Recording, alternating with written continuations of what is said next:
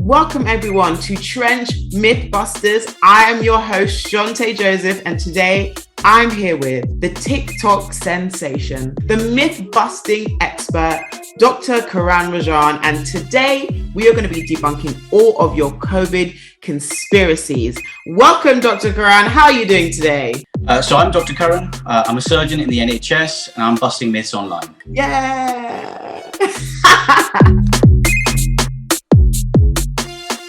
If I've had COVID, I don't need the vaccine. Fact or fiction? Fiction. If you've had COVID, you do need the vaccine because although your body will have produced antibodies that will give you some degree of immunity, we don't know how long or how strong the immunity will be after recovering from an actual infection. But if you get the vaccine, that gives you guaranteed stronger and longer protection that could last months, if not years, against COVID. And obviously, it's way better getting the antibodies and the protection by the vaccine rather than getting COVID, feeling horrible and ill, and risk getting admitted to hospital or worse. So the vaccine wins any day. Love it. To the point. Next up, the vaccine has been rushed. True or false? False. The vaccine will change my DNA. Chat or fact?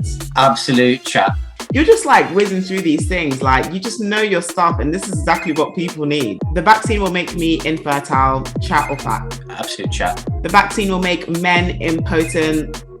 Fact or fiction? Complete fiction.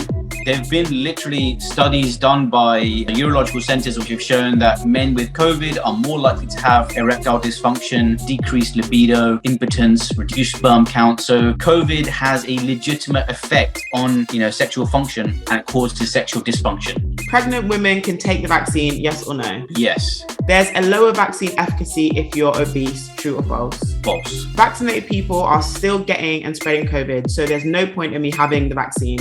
True or false? False. Our bodies can't get rid of the non-active ingredients in vaccines. True or false? False. Young people don't need to get the vaccine because they're not going to get that ill. Fact or fiction? Big fiction. No, that's definitely false. And, thankfully, I would say that young people are definitely at lower risk of COVID, which is obviously good news. But I've seen young patients in the ITU on ventilators, severely unwell. So no one is immune from COVID. Whether you're the fittest person in the world or, it's a 95-year-old with multiple medical other conditions, anyone can get COVID, even kids. Will we need to take COVID vaccines for the rest of our lives? True or false? Maybe true. Maybe true.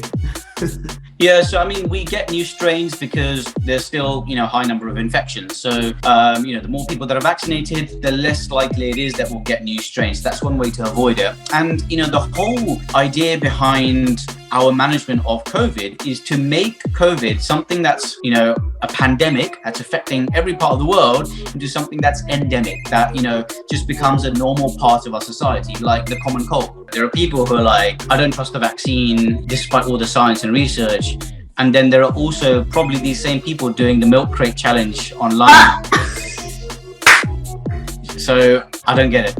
That is actually a good question. Is the vaccine safer than the milk crate challenge? Most definitely, yes.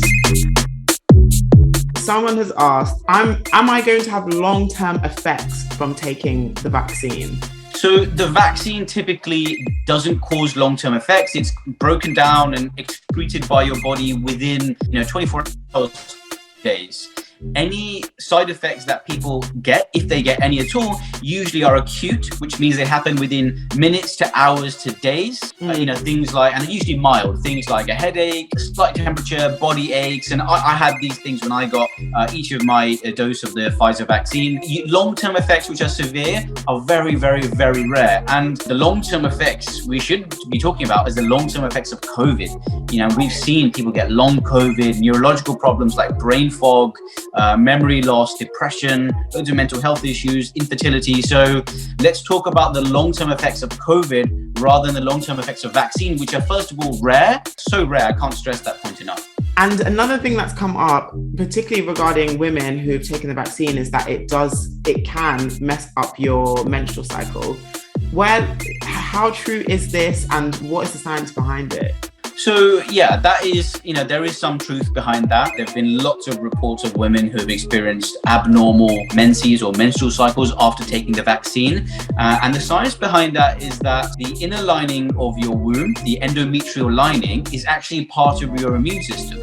So just like other parts of the body have an immune response against taking the vaccine, the lining of the womb also experiences that immune response, causes inflammation of that womb lining, and that can result in maybe increased pain, heavier periods, different flow rates, all these kind of things. But usually that is something which is transient. It shouldn't last, should not be a long-term effect.